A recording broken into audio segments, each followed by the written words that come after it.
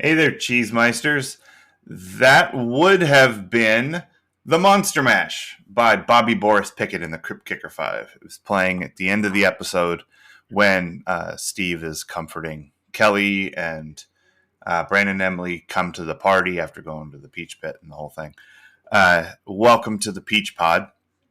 My name is Jeff, and that's exactly what the Homeowners Association wants you to think. And joining me on the other end of the internet is my host. I'm Leslie, and I'm a peculiar person. Yeah, you're the most normal person I know. How dare you? You dress up like Dracula every year, scare the childrens. That was the most lazy dress up I have ever seen. You're not dressed like it was so. I don't know why they had him going back and forth on like, I'm going to put the cape on and then take it off because it was distracting. Right. It was like watching high school kids do their own blocking where they sit down, stand, and move back and forth. And it's like, you're just moving to move.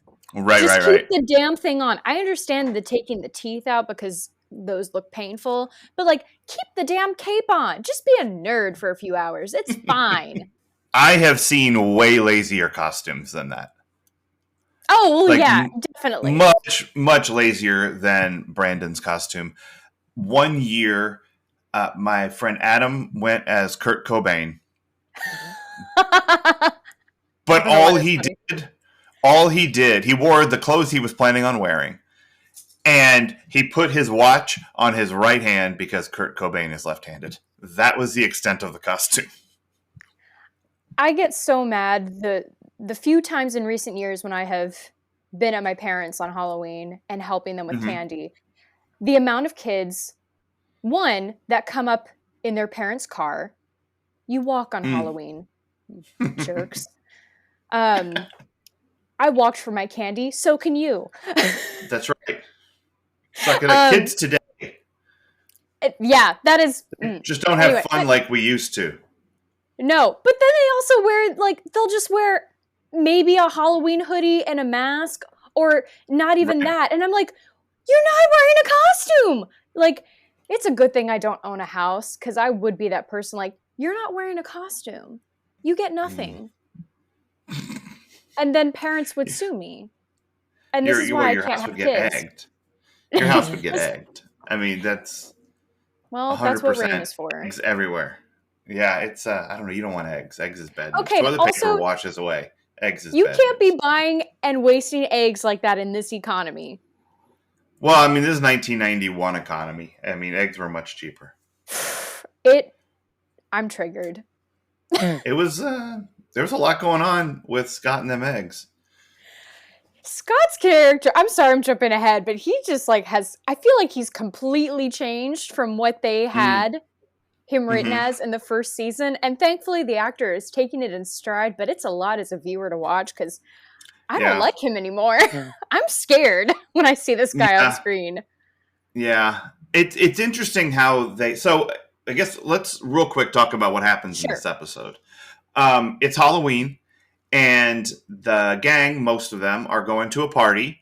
Brandon is staying home to hand out candy and do tricks or treats.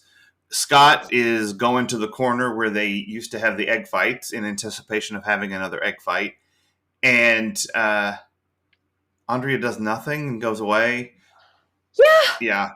And everyone gets costumes. Donna wears something ridiculous again.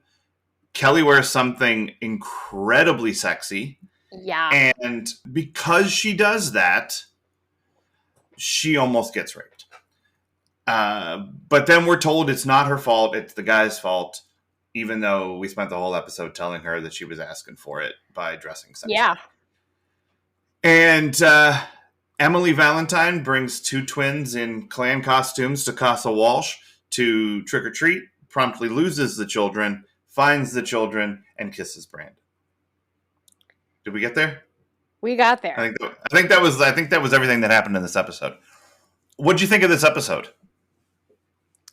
I'm hesitant to say I liked it because I don't like anything with sexual assault. Yeah. And it's weird. I feel like I was supposed to have an idea sooner that this might happen. Mm-hmm. But like Kelly, I was convinced that she's got a handle on this. It's going to be fine. But the Right. minute they got up into the room, I was like, all of my spidey senses, Of course. all the flares were going off. Of And course. I was panicking. Yeah. No, I think they do a good job in this episode of not telegraphing it even while they're laying the breadcrumbs. Mm-hmm. Because it doesn't feel like, it feels like she's in control of everything around her in that party the entire time until it doesn't feel that way anymore. Even though like there were, Steve's like leaves nothing to the imagination, and Brenda's like, I don't know, I think you're kind of asking for trouble, and everyone is like telling her that this is bad to do. It's bad to dress this way. You're bringing problems to yourself. We still don't expect to see it happen because she's so in control. And then it does happen. And I hate it. Like, I actually really like this episode. At the end of this episode, I was like, man, I like this one. It's a good episode to watch because you get the gang, you get people together, you get silly shit like Nature's Candy, like repeated multiple times in the episode, and you have the crunchy shuffle and the shuffling crunch of the leaves and all of that. Like there's fun stuff like that in this episode. And then there's the Scott and David hanging out in the bushes on the corner. All of that stuff is fun. And and Steve is like a good person. And Brenda definitely slut shamed Kelly multiple times before. Yeah. No, he's a good person today. Oh yeah, no, today. Yeah. He now took his meds today, I guess. Something. He did something. And then Bonnie and Clyde is solid. Like, just the look of it is like they have nothing to do in this episode other than look pretty cool. And hold weapons. And hold weapons. Well, sure. There were so many weapons at this party. Look, I already said they looked cool. Did you need to say that they were holding weapons? I mean, if they look cool, they're either holding a gun or something. No, Jeff, that's the problem. Too many people think you look cool with weaponry. Just also, okay, this is probably, I have many nitpicky things with this episode, but I'm going to call out this one because we were talking about Bonnie and Clyde. I take issue with where Brenda is pulling out her gun from. It should be on the outside of her leg. Yeah. But if she's going to do it, and I don't know why I'm demonstrating because no one's going to see this, but if she's going to do it from her inner leg, then Jesus Christ, directors or choreographers, have her prop up her leg. Right. And then pull it out instead of like, I'm just going to awkwardly pull up my skirt and maybe almost flash the audience. And then, oh my God, I'm like, honey, show some skill. Well, I mean, she's a high school student, not Bonnie. Bonnie was also a high school student. Yeah, but marginally better at robbing than Brenda. Yeah. True. I mean, because she was able to do it a few times before being killed. She, in the end, not a successful criminal. No. Clyde and Bonnie. But I bet she knew where to put her gun. And Brenda, Brenda doesn't know what she's doing. No. Okay, I guess that works then. For the aesthetic of it all, I wanted it to be better. Understood. I get it. It's good. I would like to see her do the Mrs. Robinson leg up on the chair thing too. But, not this episode, I suppose. So,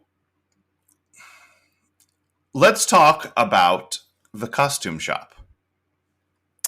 You mean Hollywood Costume / Palace Costume & Co.? They had a rebranding issue. They didn't have the... You know what it reminds me of? In New Albany, at where Charleston Road meets Blackstone Mill. Yes. And there's like that shopping center on the one side, and there's the Shell on this side. And there's that place called A Nice Restaurant. Yes. Okay. Do you know why it's called A Nice Restaurant? Because they didn't want to do any advertising. Because initially, when it was opened, it was called Salsa's Mexican Restaurant. What? And yeah. And like Salsa's was like a little, like it was a sombrero hat or something. It said Salsa's on it. And then big letters, Mexican Restaurant across the thing. And at some point, they decided they weren't making money as a Mexican restaurant. So they switched it to what it is now, which is like a diner. It's a place people go for breakfast. You can make the words nice out of the word Mexican. And that's why it's called A Nice Restaurant. They didn't want to buy any new letters. They just took the letters down and hung them back up. That's amazing. Yeah, I love it. It's one of my favorite things. I support that kind of recycling. I do too. And I think this place had a problem because they couldn't take whatever it was called, Palisades costumes or whatever, and change those letters to Hollywood costumes. And so they were just stuck with old signage this year.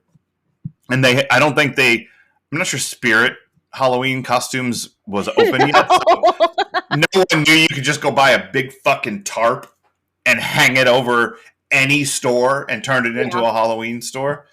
But I just think they had a rebranding problem. They couldn't say A Nice Restaurant, A Nice Costume Shop. A Nice Costume Shop. Yeah. But they go into the costume shop, and I love that scene. I love the scene in the costume shop where they're all fucking around, looking at things, having ideas, talking to Roger Rabbit, like the whole deal, trying to find their costumes. And Brenda and Dylan come up with the matching costume because, they have to. Uh-huh. Steve chooses wisely with his Zorro costume. Lets him play with his sword all night long, which is nice. Yes.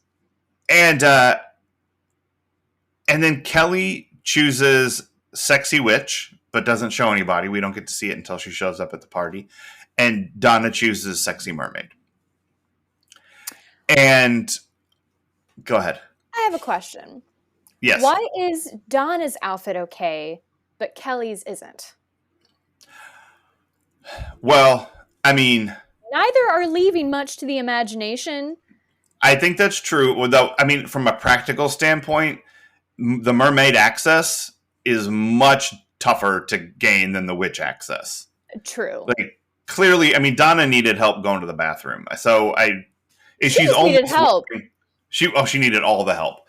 But she was almost wearing a scale-covered chastity belt with the bottom of that outfit. That's true. But I agree, they are both equally sexy and revealing costumes. I think that Donna is protected by the fact that she can't physically move. She's just prop her in the corner. Everyone sees her. She's not going anywhere. And I guess also because she's acting goofy the whole time, which, oh my God, I need them to have more stock footage because they kept showing the same stuff over and over again. I'm like, is she trying to pull a stick out of her ass? What is happening? Yeah. And the same footage of like the same four people, Edward Scissorhands looking over, and oh my God, the extras had a good time this week. They did. They were able to really lean in between objectifying Kelly and laughing at Donna and getting to wear a costume. Like, this is exactly the kind of thing I'd want to be an extra on. Yeah, it would. This would have been a fun episode to do for sure. So, what are your thoughts, broadly speaking, of the sexy Halloween costume? To loosely quote Mean Girls, Halloween has become the one night a year that women can dress up like total sluts and no one can say anything about it. And I mean, I stand by this any day. you wear what you want to wear. Yeah. Doesn't mean I feel comfortable with it, because unfortunately the patriarchy has, so brainwashed me into thinking that I'm safer if I cover up. Mm, Newsflash. People will say something to you either way. right. Um, but no, I think it's kind of funny. Mm-hmm. You know, uh, again, if people want, I remember as a joke one year at the coffee shop I worked at back home, my boss dressed up as a sexy barista, but all she did was put fishnets on over her jeans. Nice. And like, Yeah. Mm-hmm. it's become such a ridiculous trope that we cannot, I feel like we're at the point where even if you do it seriously, people can still have fun teasing you about it instead of slut shaming you. And Yeah. I again, you're going to have the occasional friend who's like, "Oh, are you sure about wearing that? Mm-hmm. You're kind of Didn't you asking see what for it." happened to Kelly? Yeah. I mean, Listen, yeah. I'm lucky nothing happened to me when I dressed up as Lady Gaga for Halloween. But Well, you're lucky that you weren't torn apart by wild dogs wearing a meat dress. I wasn't wearing a meat dress. This was in That, her no pants era, so I just wore like a dance recital leotard and tights. oh, okay. I think I agree with you. Wear what you want. I do feel like you're asking for it if you wear a meat dress. Like you're Oh, asking to be chewed apart by rabid animals. Like I just don't think there's any other way that's going to end. I think you're asking for it if you wear a former president's face. So the former president's face thing is what it. That's the reason I said we could watch Point Break with this movie, Oh, okay. because that's the and I've never even seen Point Break, but I know enough about it to know that this is what happens. Like there are bank robbers that dress up like presidents and they wear the president masks. Ah. So this might even be before Point Break. When the hell did Point Break come out? Maybe they inspired Point Break. I gotta look real quick. I do feel like Point Break is earlier than 91. Oh, it is. I haven't It seen is it. 91. Oh, It came out in 91. I wonder when though. Like, is it a summer release? I bet it was a summer release, and that this was just very well timed. Like it was an appropriate cultural reference. mm. It took me a minute to figure out Yeah. why they gave Nixon such a big nose, and I thought that's really rude. And I went, "Oh, because he lied." Well, no. Also, that was just what he looked like. Like Nixon had a very slopey nose. He just did. And when you make a caricature, you sort of expand features. Yeah, all Nixon masks look like that. Oh, okay. Yeah, that's the whole thing. So yeah, so that was I think that was a very timely Point Break reference there with the presidents. And here's where I'm at with the sexy costume thing is not new. Like No. we're 20 plus years into sexy everything costumes.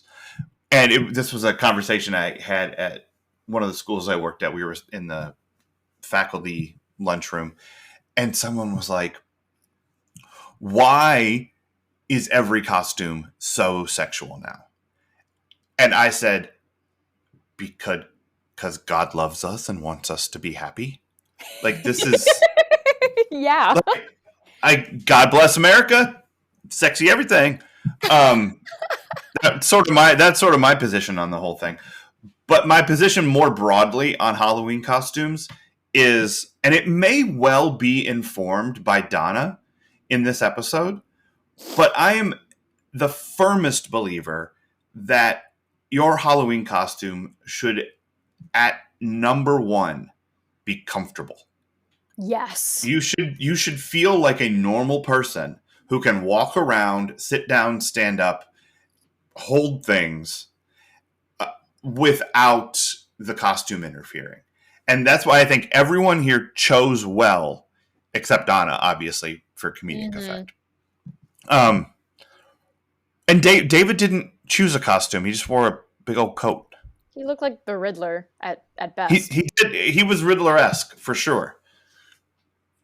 Um, I mean, I think the bigger problem, or not even a problem, but Halloween is supposed to be scary. Nothing we wear is scary anymore. People very rarely dress up as anything scary, you know? Like, Right. I Yeah. mean, then again, people are clearly afraid of sex in this country, so maybe that's the point of all the sexy stuff. Maybe you're frightened by bosoms. Yeah, lock them Yeah. away. You put them up. Um, Something struck me about David this episode that I think is slightly interesting. You mentioned how it feels like Scott's a different character. Mm-hmm. David is has grown Yeah. considerably as a character.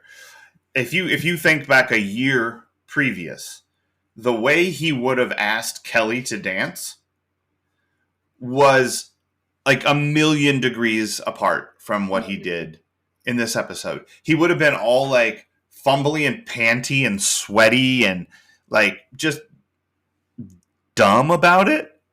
And this one, he was just like, "Do you want to dance?"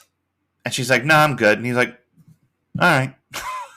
Like he was such a normal human being and much more confident in himself now that he's like the DJ that is prepping the party music. And They were showing us that some guys can take no and just move on. yeah, yeah, and that just it's nice that David has changed. You know, Yeah, he's no longer seen as the nerdiest nerd in Nerd Town. but he's clearly a little sad about it too, which I mean, that's an Mm-hmm. honest portrayal of growing up, you know. You do Yeah. feel sad about all the stages of lost innocence. Well, yeah, and you just look back at everything with nostalgia at different points, you know, and they're doing a lot of that in this episode. You know, there's a lot of nostalgia. It's, you know, David and Scott specifically doesn't want to let go of the corner fight. And then David and Steve both like lament their past, which was like 3 years ago. Like it Not really even was that. like three. Yeah. For David, it was the year before last. And for Steve, it was like a one more year removed, I suppose. And, you know, kids today is just, but they're both looking back fondly. And so are Brandon and Emily. They're looking back at the Halloweens of their youth and Mm-hmm. thinking how it was and how great it was. And that's why Brandon likes to work the door still, you know? And I guess that's a decent enough transition into what this episode was really about. Because I Yes. think that this episode is about people either trying to act younger or older than they are. Yeah. And Brandon is kind of doing both by working the door. Like he's putting himself back in the same mood of the Halloweens that he loved as a kid while taking on the role of older person giving out the candy. And you know, he's no longer trick or treating, but he still Yeah. wants to be connected to it.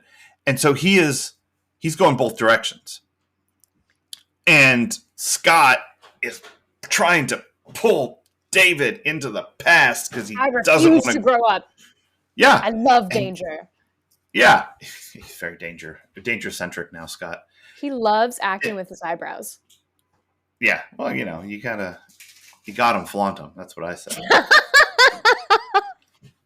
That saying's about eyebrows, isn't it? Yes, very much Yeah. so.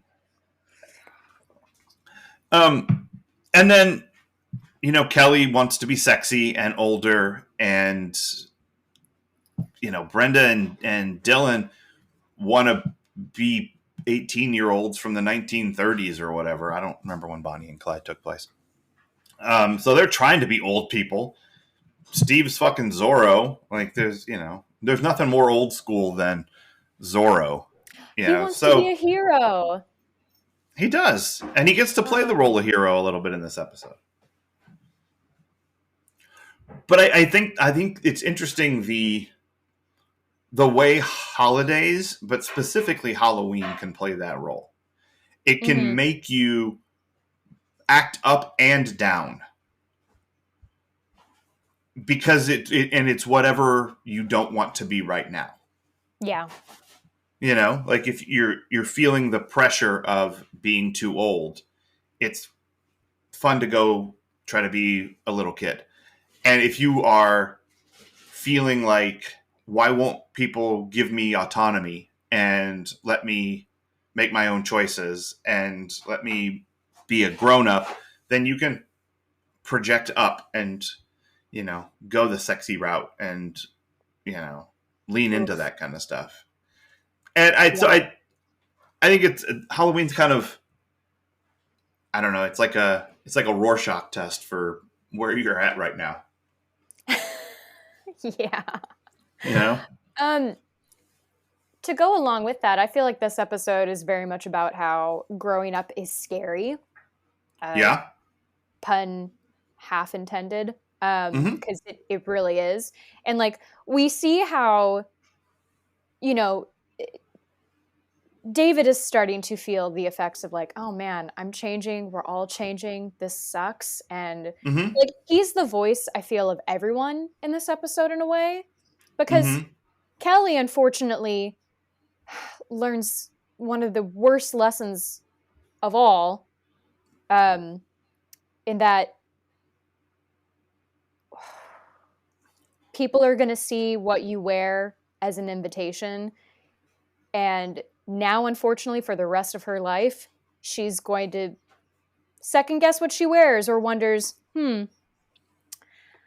like even if she doesn't outrightly state it or even change her outfit, like there's still going to be that fear every time she goes out now, and Mm-hmm. like it takes away a lot of the fun of just existing. It Right. takes Yeah. away the relaxation of existing. Not that it was ever that relaxing to begin with, but we had a good few years there where we had no cares. Right.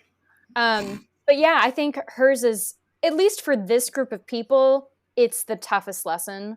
Um, Oh, for sure. like if we had people of color in this show, then there would be much tougher. You know what? I can't say Different lessons for it's sure. different lessons. It's different lessons, and they are tough in different ways. Yeah. Yeah. I just had a thought and then it ran away. Um, It's realizing that, yeah, it just sucks that kids at all have to get to a point where they realize, like, I could be killed or I could be assaulted right. Yeah. for Yep. existing. Yeah, exactly. I do think that Donna's lesson is interesting. That the one that Steve brings to her. Mm. When he says, why do you do this stuff? Like, I loved that so much. Where he remembered that she wore a stupid dress one other time too, and that didn't just forget everything that happened in the past. Also, shouts to the Farley girl because that guy Mm-hmm. remembered that Jackie used to be the Farley girl. But when Steve comes up to Donna and he's like, "Why do you do this? Like, can't you just be yourself sometimes?" Which is like a weird thing to say on Halloween, Yeah. but you know, but she is like she's consistently putting herself in ridiculous situations.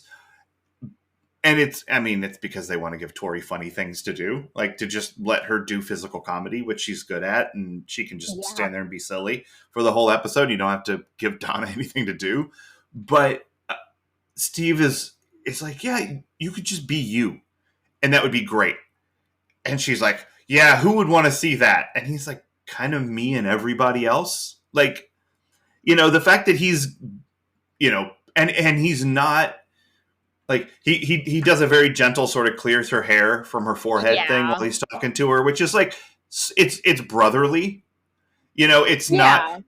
Yeah. He's not like, not for nothing, Donna, but them titties look pretty good. Like he wasn't that guy. He's Yeah. like, I like this mermaid costume. I want to fuck a fish. You know, whatever. Like, he was just like, this is so impractical. Like, why are you ridiculous? You just be yourself.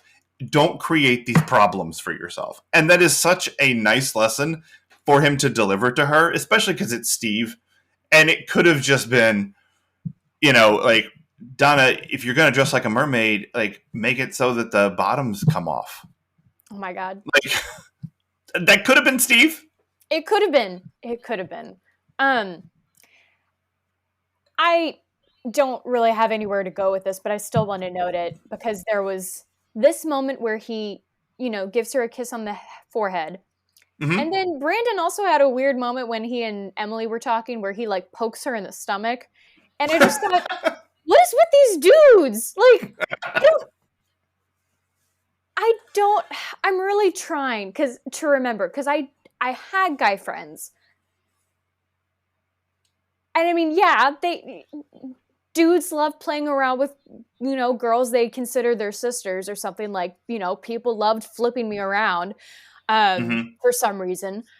And like, that's weird. So I don't know. Maybe they are adequately conveying how teenagers are with each other, which is like looking for an excuse to be playful and touchy.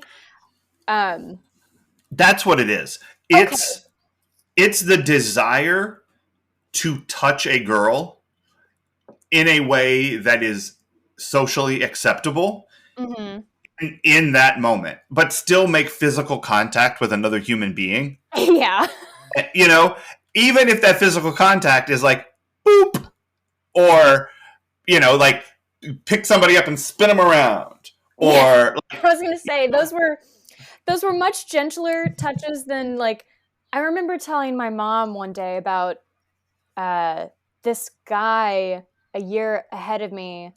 Every day between his choir class letting out and me going into my choir class, he would give me the tightest of hugs. And I was like, it hurts. And my mom went, he's probably trying to feel your chest. And I went, what? And I never trusted a hug after that. You gotta do the butt out hug.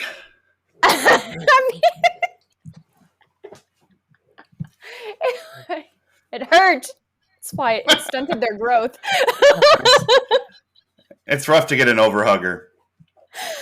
Oh my God, yeah. I am world renowned as an excellent hugger. I'm a right amount of pressure hugger. Me too. Yeah, I think what I'm a big hugging fan. Hugs are good. They are. They're just I love hugs. Very good. And it should be firm and tight, but not constricting and smushing. If you pop my spine, it's too tight. I don't know. Sometimes you need a spine popping, though. No, you do. Move. Yep. But the only time you should be doing that is if I ask. Like, hey, can you pop my back for me? Yeah, exactly. Not an accidental. And I'm dead. Yeah, you don't want that. You don't want dead. You just want firm. Yeah. Meaningful. But yeah, I've also been told I give good hugs. Yeah. So I like that interaction between Steve and Donna in this episode because I think it's good advice. Yeah. And it recognizes the internal reality of the show, which is every time we go to a party, you do something so dumb. Yeah. And the only person that is negatively impacted by your stupidity is you. You are actively making your life harder for no real good reason. Maybe don't. She's giving herself early onset back problems or knee problems because she can never sit. No, never sit down. And I don't know how she got in the room to begin with. Like, she made it as far as that archway, and then she was like, it is hard to walk in this. Like, imagine if that was at the same house that Cousin Bobby's party was at. I mean, she and Bobby would have just stood at the bottom and looked up and at least been able to chat with each other. Would have been better for them both. The girl from The Ring, or I don't know. I have no business making these comparisons, but like crawling with her, yeah. Yep. She would have had arms of steel after that night climbing up those stairs. Like joints that bend the wrong direction and all of these things. Yeah. That would have been a Halloween episode. If midway through Donna turns from the mermaid into Ursula the Sea Witch, just devours motherfuckers. That I would have liked that twist. Now I know what I want to be for Halloween. Yeah. There's an excellent actually all of the Halloween episodes of Buffy are great I would hope because so. but they take a different direction on it where it's like real monsters think Halloween is tacky. So, so like there's no like this should be like the easiest night of the year because most of the monsters are just like, oh, it's gauche. Like we're not gonna but the first episode they buy the first Halloween episode they buy costumes that turn them into their costumes. Yeah, which is great. And so they don't remember who they really are. So like Buffy is dressed like a princess, so she can't kick ass because she doesn't Oh know she's a no. slayer. She just thinks she's a. But Xander is dressed like a military man, so suddenly he knows how to be an army guy, Oh my and god. it's a great episode. So I kind of would have liked like. I mean, if this episode had actually been that, where like Brandon turned into a part-time vampire, Yeah. and Steve was like real life Zorro, and Brenda and Dylan went out robbing banks and shit. Like, I think that would have been kind of fun. Yeah, that would have been fun. But It would have been a whole other episode. it would have been. And that's why the Buffy episode's great, because it is that episode. Yeah. And this one is great because it's this episode. It's a whole different Yeah. deal. But um is it what else do you think this episode might really have been about? There let me formulate my thought here. Maybe it's that okay, so yeah, not all monsters are ugly. Just Mm-hmm. like not all witches are ugly. That's right. Um to quote Glinda. Mm-hmm. Um or oh, she says only bad witches are ugly, which not nice. Yeah. Um No. Elphaba's pretty hot in the Wicked musical, but that's neither here nor there. But yeah, Right. I think in the 90s, maybe I could be wrong, but they were reconciling with the fact that hey, some seemingly nice guys um, will also take advantage of you. Well, I mean, how familiar are you with Ted Bundy? Oh, you're right. I mean, Ted Bundy, the whole thing with Ted Bundy was that he was a smart, well dressed, clean cut serial killer. So, do you think this was trying to point this out to teenagers whose parents would have grown up with knowing about Ted Bundy? Well, I mean, Ted Bundy was executed in '89.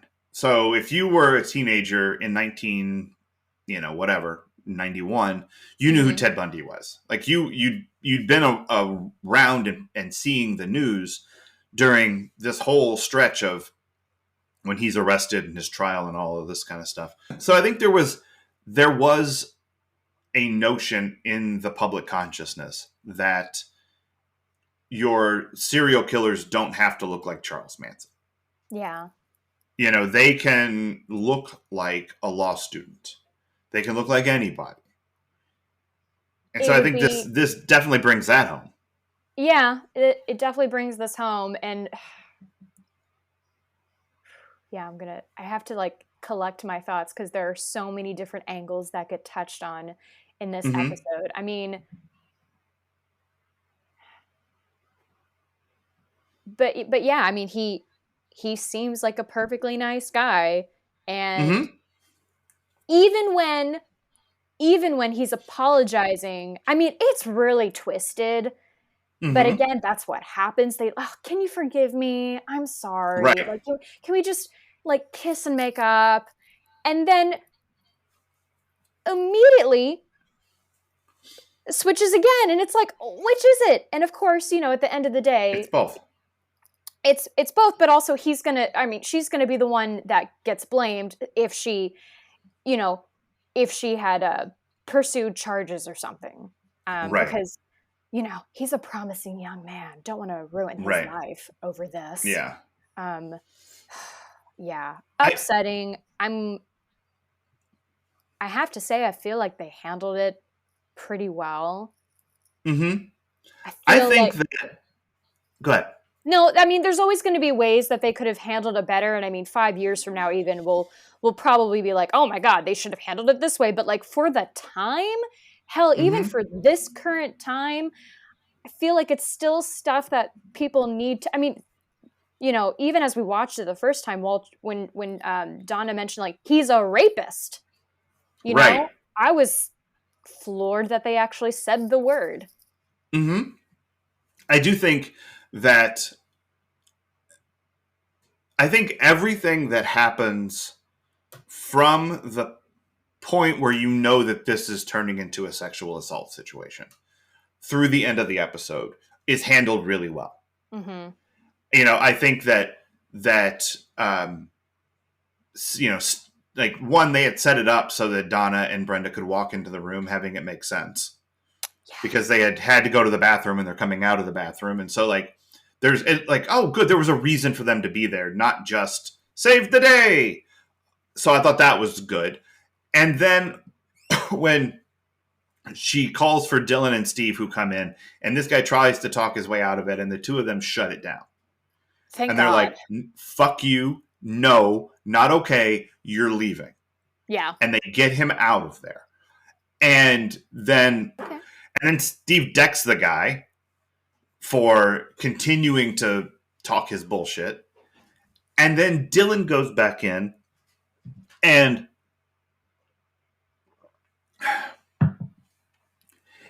says, no matter what kind of magnet she turned on, the guy can stop. Yeah. And that, when Kelly's like, I didn't make it very easy. And they're like, yeah, you did. You said no. That's as easy as it gets. Like, that's where it ends. Like, they were really good about that. Yeah. I just kind of wished they hadn't put her in the sexy witch costume to do it. Me too. Because, again, it doesn't matter what you wear. That's it. I mean, like, I don't want to get anecdotal, but like, listen, when I was a barista, I got harassed a lot. And I'm working in a coffee shop. I would be makeup free in jeans, casual wear. Mm-hmm. 6 a.m. Dudes are raring to be gross. Right. Like, yeah. And I wish that they hadn't slut shamed her the whole time too. Well, see, that's what I'm saying. Like, there's sort of two things here. Both of them are, it doesn't matter what you wear. Yeah. One is, it doesn't matter what you wear. Someone's going to find you attractive. Like, you don't have to dress however, whatever. Like, that doesn't enter into it. Like, and also, it doesn't matter what you wear if the guy is a rapist. I would say a lot of it. Go ahead. I would say it's not like he was that shit wasn't in him already. It wasn't like it. Like, he saw her and went, "Guess what I am now, everybody." Yeah. Oh, that's not what it is. And I think it's a healthier message if what is told from start to finish is none of this is Kelly's fault. And it can't even be seen as it being Kelly's fault, because the reality is it doesn't matter what she was wearing. She could have been wearing a potato sack. Uh-huh. And he would have been like, let's make some au gratin. It wouldn't have mattered. And I would have liked that narrative consistency through the whole thing, because even though you tell her at the end that it's not about what she wore and she did not bring this on herself and she said no, every message up till that point is, this is probably not a great idea. And all of these things we've been telling you to be worried about, when they happen, reinforce all of this other messaging. Yeah. So it's a confusing pair of messages that they put in this episode. And the sexy witch costume undercuts what they really wanted to say, which is all the stuff at the end. Yeah. Um, the thing is, it's not about what you wear. It's if a lot of times for rapists, it comes down to they just want to take the power away from a confident woman. And I don't think I doubt they're thinking it through that far, but yeah, I think that's I in think there. I think it's Yeah. in there. I think that's subconsciously there. And again, not for all of them. Like Mm-hmm. there's not a monolith situation to all of this. Mm-hmm. But yeah, I'm not even going to go into like statistics and things like that. But a lot of it is sometimes like, I mean, she was going around uh, telling guys no, and Mm-hmm. also giving them the sass with it too, because it's like they were being Mm-hmm. gross. So stuff that we should feel like we can do.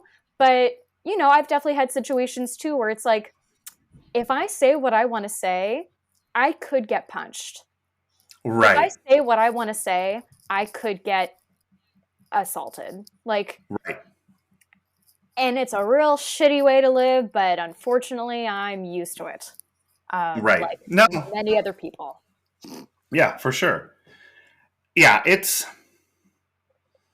yeah, it just the whole I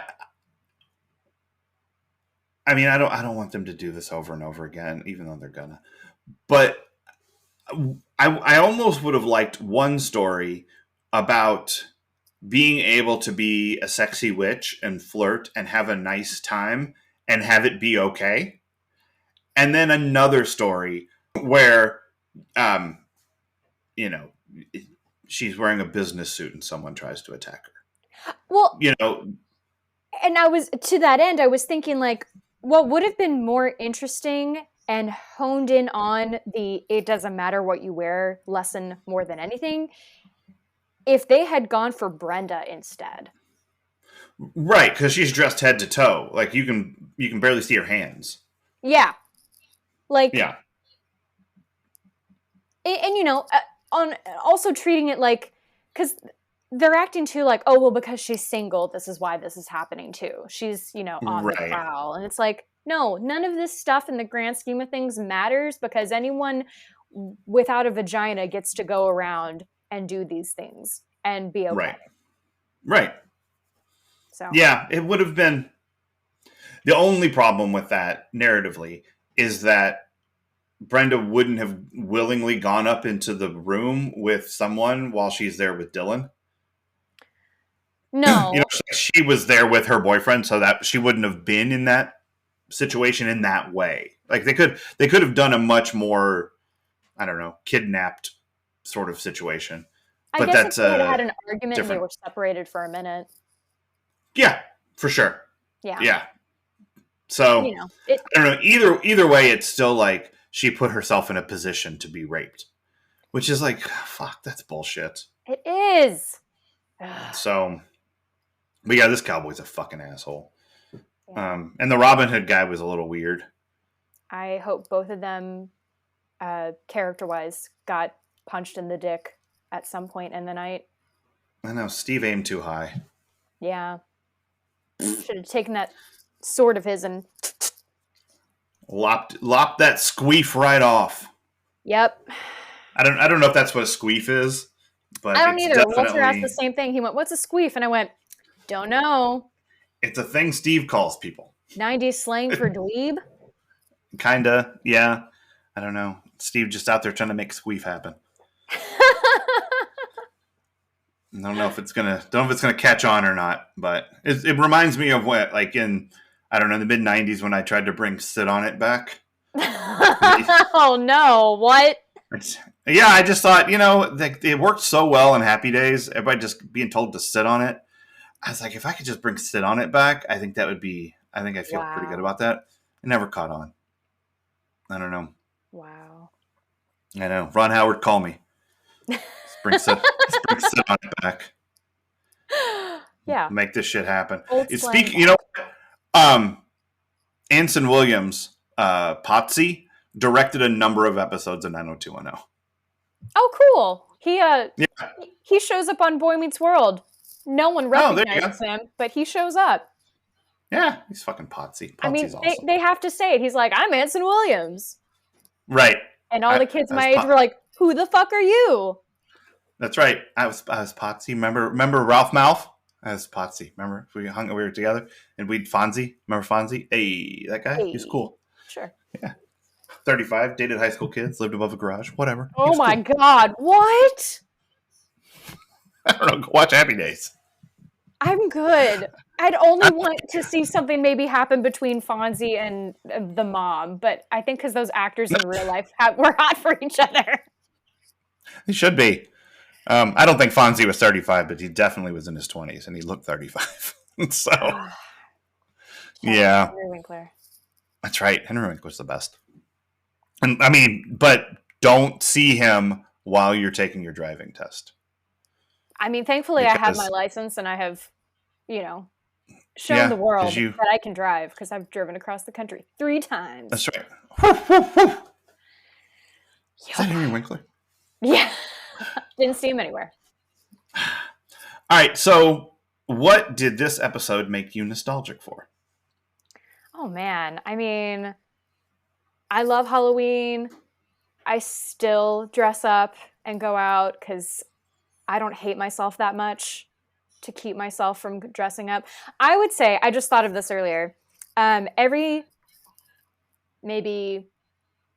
I don't know if we went in September. It doesn't matter. But every fall, my mom would take my sister and I to Bear Fabrics. Shout out to Bear, which is no longer Bear. No, not that kind of bear. Baer. Oh. We went to Bear Fabrics, and not only would we get our dance shoes and leotards there, but they had, it's a fabric store. They had patterns galore, and we would pick out what we wanted to be for Halloween, and Mom would make our costumes. And nice. That was my favorite part of childhood. My favorite costume being the year Titanic came out, they had 2 patterns of Rose's wardrobe. And I was like, yes, this is what I want. And I'm sure my mom hated the idea. She was like, we should just put you in a flesh tone suit and carry you around. And I was like, no, that's weird. I want this dress. And she made it. And nice. That was the best Halloween of my life. Mom. Yeah. That's awesome. Yeah. I think there's nothing but nostalgia in this. Oh yeah. It's the Halloween party, the dress up party, the costume silliness. It's all fun. I do not do costumes now. I haven't in a long, long time. Ooh. You know what? I'm lazy when it comes to that stuff. It's fine. I'm super okay to stand on the sidewalk while Liam goes to houses. Like, that was really okay with that. It was great. I just want to be comfortable. Like, I want to be able to like dress warm enough on the Halloweens when it's snowing and dress like without a big heavy coat and hat on the Halloweens when it's 50. And it could go either way here. You should do all of Jim's costumes from The Office and just put like a name tag on that says Dave. Yeah, I could do that. Or write book on your face. Sure. Those are like, here's my problem with those. They're almost clever. You know what I mean? Like, there's so little effort, but they're also not quite clever. And so then it's just like, God, you were lazy and kind of lame. So I'd rather just be lazy than adding the extra level of like. I am not ashamed to dad joke. I lean into it hard, but it has to be my own idea. Like, all right. I'm not going to steal like someone else's lame dad joke. If it's my own creation, then I will lean into how amazing I was for thinking of it. But mostly that's not going to involve a costume or a name tag or anything like that. Oh, Well, guess what, everybody? You're missing out on two awesome things that Yep. we're just not going to do. So, yeah, I am nostalgic for when I would dress up in the most comfortable thing I could imagine to be wearing for an entire evening and go to parties and see, I don't know, sexy tree stumps or whatever the fuck. It didn't matter what it was. Oh my god, I want to make up a Giving Tree costume now. Oh, that's weird because that's about your mom. Like that whole book is about you should love your mom because she took care of you. Oh wow. Oh man, I've never. What? Yeah, the Giving Tree is your mom. I did not realize that. Yeah, there you Am go. I dumb? Sexy Giving Tree. I just thought it was about like don't take advantage of people who've been caring for you and loving you. I mean, there you go. Okay. I got there. Just didn't make it about my mom. Yeah, there it is. I can't remember. I saw it might have been like an old Colbert or something where whoever it was called it the Giving Tree or go call your mother. Oh. Which I thought was pretty funny and accurate. So, all right, who is your Steve Sanders Memorial worst person of the episode? It's Rapey Cowboy. Yeah, it's Rapey Cowboy. Yeah, forever and always, rapey douchebags. You are the worst. Yeah, you. Way to go. You are worse than Steve.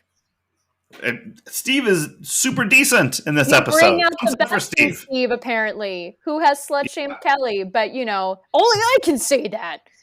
That's right. I love that girl. Girl that I love.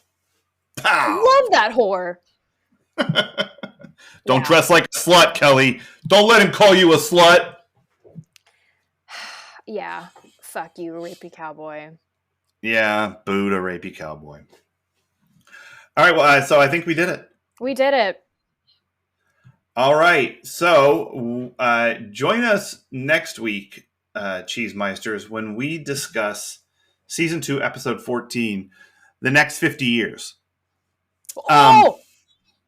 You've mentioned this. I have mentioned this. Oh, fuck. So, yep. So today when you watch this, I'm assuming it's going to be today, I need to hear about it. Okay. Okay? Okay. Because everybody listening who is not listening just because they enjoy our nonsense, but because they know the show, they know what's going to happen next episode. And they know the many times since Beach Blanket Brandon when I haven't said something. So, oh my God. Yeah, so join us next week for the next 50 years, Cheese Meisters. Until then, bye. Bye.